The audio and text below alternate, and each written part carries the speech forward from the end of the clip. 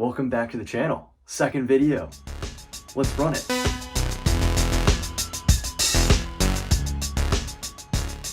First video was my top 100 songs ever.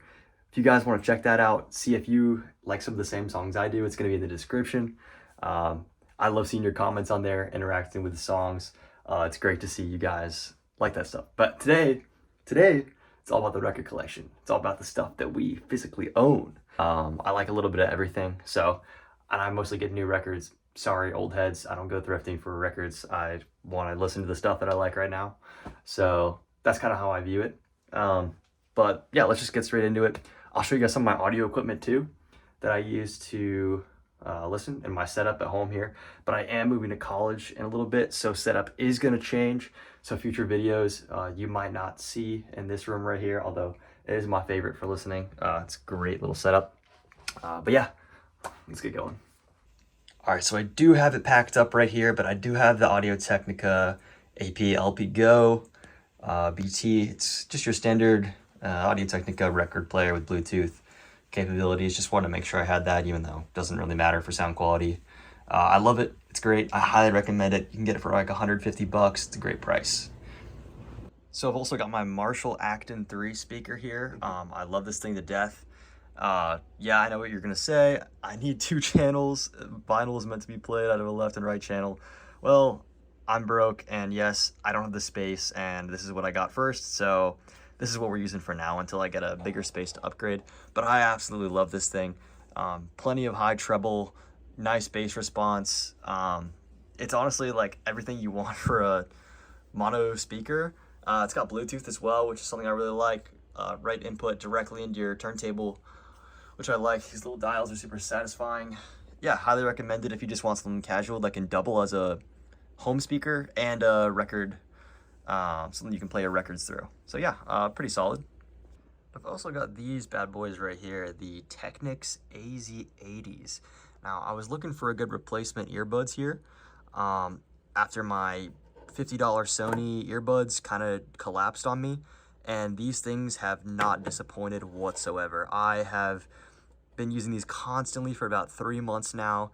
They look fantastic. The buds themselves are super high quality, metallic. They're a little bit chunky. They fit in my ear perfectly, right in that conclave. The sound response, it's completely blows everything else out of the water. You can find this for under 200 bucks now, cheaper than some AirPods. I highly recommend it. These things are indestructible too. I took them water skiing by accident. They fell out of my pocket mid-water ski, and they still worked afterward. I was so scared, but don't recommend trying that. They're splash resistant. They're great. All right, let's get started. We got a Beacon School's Cola. Probably my favorite dream pop album ever released. It's an absolute classic in my opinion. It's just meant for complete easy listening, and some tracks are super emotional for me. Like It's Late. It's one of my favorite songs of all time. Algernon's great, Cut Through. It's just perfect for an easy afternoon. Let it play. Highly recommend it. You'll feel so much better after listening to this. It's like therapy, basically.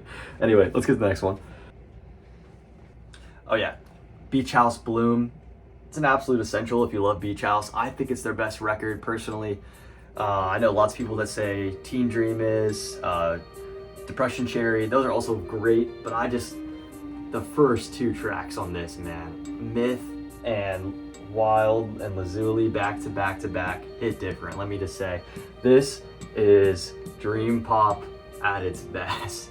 Pioneers, all right? I also found out that this cover is glow in the dark. Maybe I'll cut to that right now. But yeah, this is really cool. I found that out by accident, actually. I had no clue when I bought this album that it was glow in the dark, but yeah.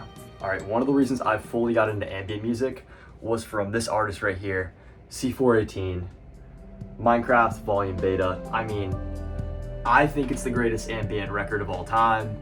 That's just my opinion.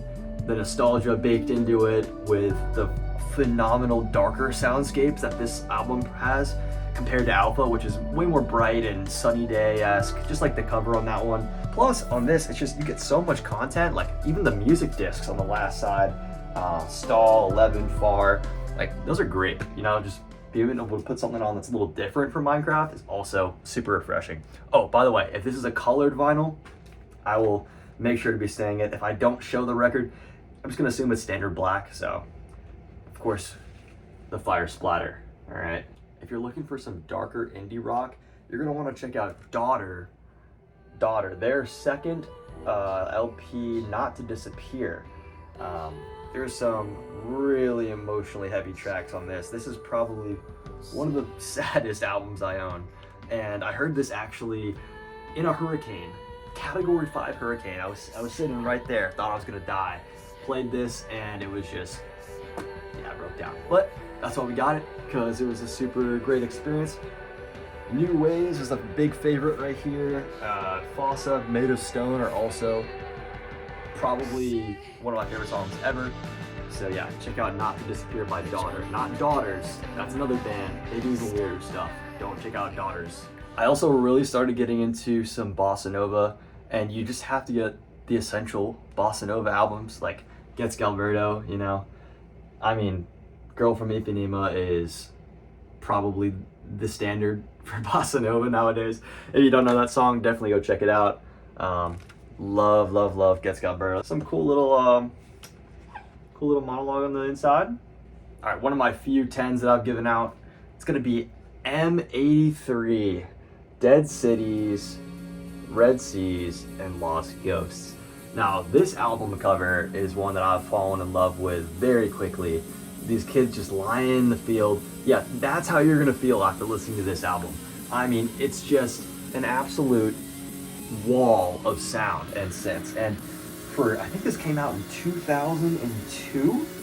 It sounds, there's some parts of the record that sound like that, but it's completely transcendent. I mean, just building on these crescendos of sound, and it's mostly instrumental, but I have never heard something like this before, and it's gonna stick with me forever. So I'm super happy I picked this one up. Standard black vinyl. And there's also I think it's a 15-minute cut on the D side of this that has the title track, which is not on the standard version. So if you want to hear that, which is also phenomenal, go check this out. All right, kind of basic here, but you have to go with Kind of Blue. I mean, what are you doing if you don't have Kind of Blue? If you've never heard this, it's probably the best jazz album ever released. Like, just go down the list with the incredible songs. Putting this on and doing anything in your entire life will make it better, okay? Don't even worry about it. Just let it play and you'll be good, all right? All right, let's get into some hip hop. All right, this actually picked up last week, my local record store. Got me into the Memphis style of trap sound, kind of, but this is more of a chilled out record, honestly, for him. And that's gonna be Isaiah Rashad, The House is Burning.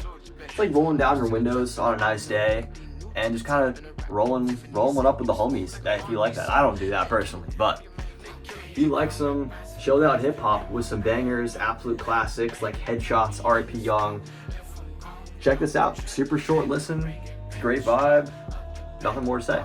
So, probably my second favorite hip hop album of all time, Pinata by Freddie Gibbs and Madlib. I got this 10-year anniversary cover, which is sweet. Has so many little details on there. It's Madlib riding the zebra. It's a sweet little cover. Love the track list on the back of them too. But yeah, this is probably my favorite gangster rap album ever. The vinyl itself is this splatter color, absolute fire. There's a little detail where it goes through. I know it's upside down right now, but broken.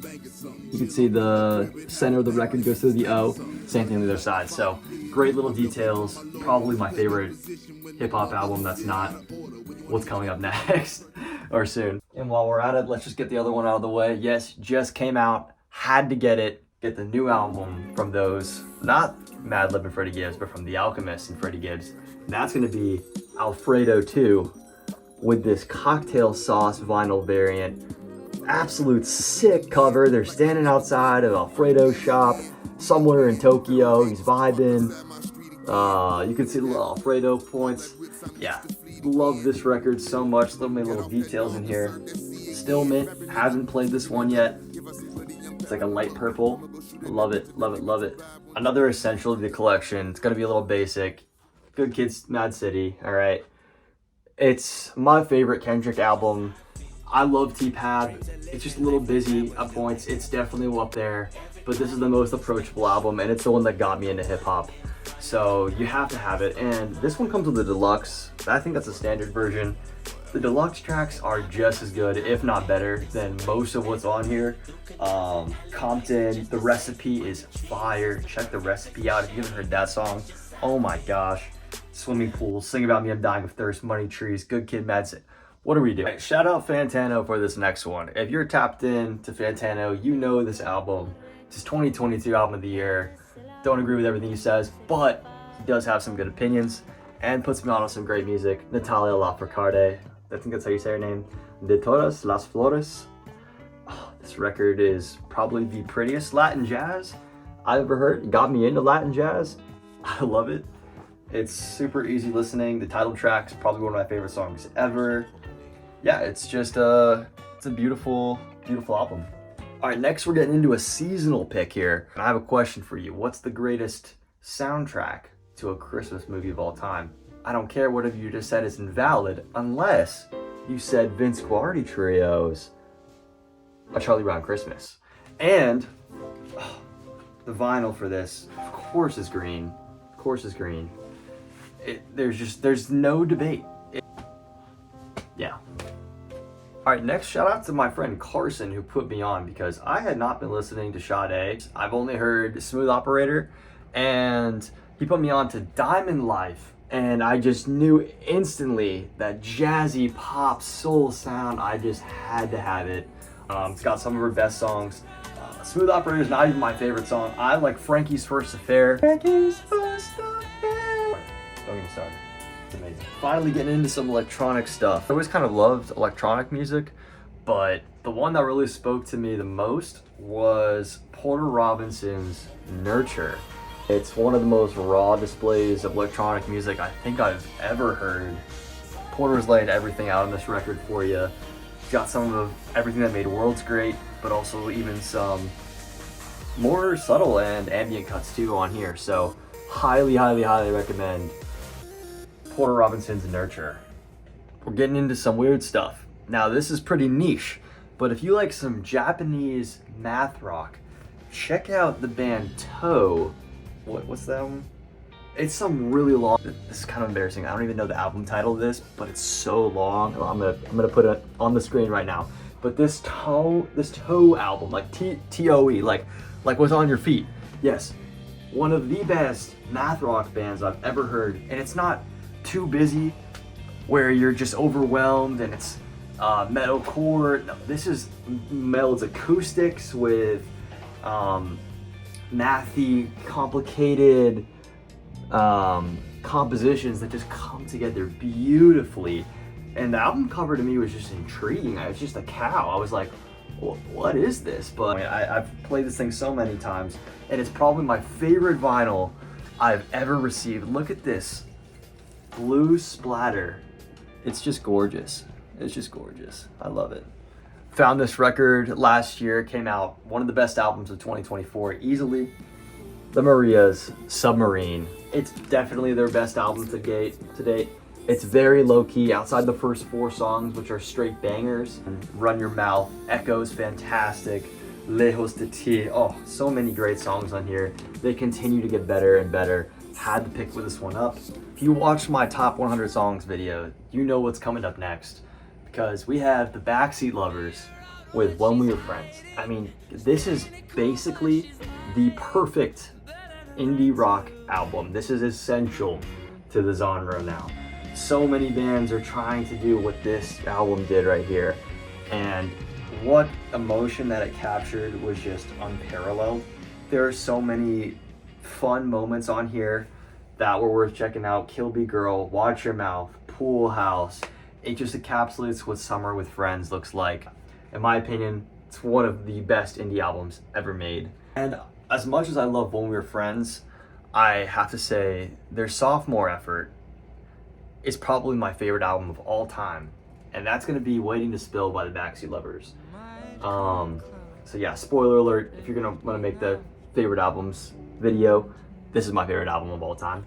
No surprises. It's basically all about change, growth, and transitional periods in life, which is what I was going through, graduating high school into college. It's more raw, more mature, deeper soundscapes than what was on When We Were Friends. Still some fun, still some lightheartedness, but overall more serious tone, which I appreciated. And I hope they continue in this direction. I'm excited for their next record, and I think it's going to be their best yet. Now, there's a lot of discourse on what's the Weeknd's best album, okay? And I have some pretty strong opinions on that because I think by far, without a doubt, that After Hours is his best body of work. I mean, it contains probably the best pop song of the 2020s, maybe one of the best pop songs ever in Blinding Lights. Also, After Hours, the closer, is pretty much one of my favorite songs ever. I think the pacing of this is just unreal. Like, every single disc has its own identity. Snow Child, Escape from LA, Heartless, and Faith all have this darker sound. And then you've got Blinding Lights, In Your Eyes, Save Your Tears, the pop section. And then this last D-side where everything just comes together perfectly, blending all the sounds that he's been putting together on the record. So I think After Hours is perfect album, 10 out of 10, one of my 5/10s. I don't know if he would adopt this. Oh no, he can. He already dropped Hurry Up Tomorrow. Who am I kidding? Which I thought was great. A little bit big, a little bloated. I'll allow it. You know, it's a send-off record, so you can kind of swing for the stars. But yeah, sad to see Abel go, but at least we'll have this one. At least we'll have this one to keep spinning. So happy about that. I actually picked this one up from a vintage record store and found a good copy, a semi-good copy of the Beatles 1967 to 1970. This iconic blue album cover. It's a little bit worn here, but overall, the disc itself was in pretty good shape. Sleeve's not great. Now, I think it was supposed to come as a 2 LP. Only got one disc in here, but I mean, you got Don't Let Me Down on here, Back to the USSR, Old Brown Shoe is kind of a weird song. Here Comes the Sun. I mean, plenty of classics. So for $5, I'll take it. What else to get other than Bob Marley? Just had to get the best hits, you know? I mean, it's just reggae at its finest. You just have to have it to throw on. I mean, what else are you gonna do during March when you're just dying in a room? So, all right, last one here. This is a pop album that quite literally knocked my socks off when I first heard it. And that is Titanic Rising by Wise Blood. Am I saying that right? Wise Blood? Let me know in the comments. I heard it's Wise Blood, but this cover was sick. I mean, she's underwater. They had to chain everything to the pool and get her down there for multiple shots. I mean, the back is just as insane. I mean, some of these songs are so epic, and there's even Baroque inspirations on here. She definitely wears her influences on her sleeve, but her voice is just, that tenor is, scratches that itch for me. I don't know, I like it a lot. Movies is fantastic. Andromeda, super dreamy. But yeah, that's pretty much it. So, cut to the outro. Alright, thanks so much for watching, guys. We will be back with more content. We're gonna find more content for you guys. I really enjoyed doing this, so if you like this, let me know what I should do next. Are we doing commentaries on new releases? Are we doing listening parties? Are we doing reactions? Are we doing discourse? Send in an album. Give me a classic I need to review. Let me know if you want any of that in the comments. And, I guess we'll see you next time.